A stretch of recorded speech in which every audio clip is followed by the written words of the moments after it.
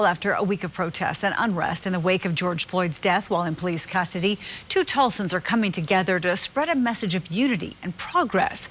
2 Works for You's Vincent Hill shows us how the fight to end injustice crosses racial lines. It's not the elephant in the room. It's the elephant in living rooms and at dinner tables across the country. Race relations. In a city with such a dark history, how do we start that uncomfortable conversation? I'm going to keep speaking up about this, even when it might be uncomfortable. 2 men from different sides of the track.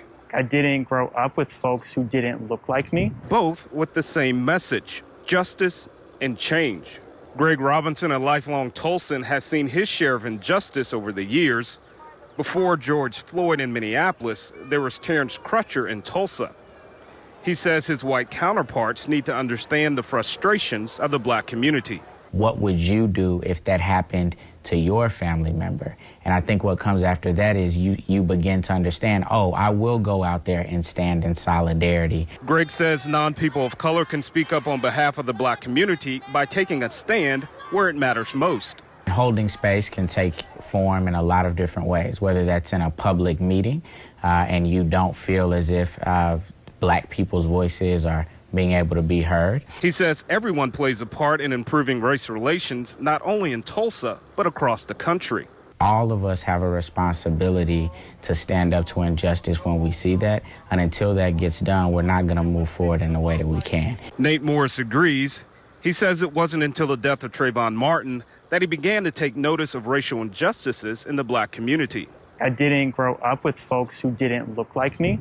And so it was the first time where something became personal. So personal, Morris says non-people of color need to speak up at all times, not just when a national story is played out.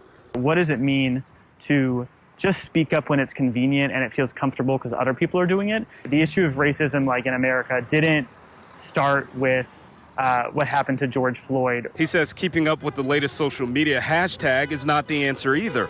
Posting a black square on your Instagram is not, it's performative, right? Moore says people must educate themselves on what has happened in black communities.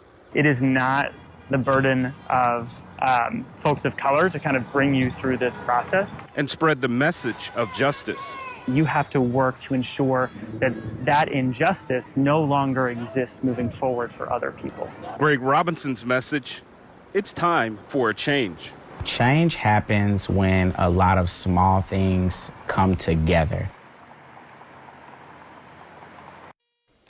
That's Vincent Hill reporting. Now, we have posted some resources to help you research more about what can be done to stop injustice. You can find it all at kjrh.com.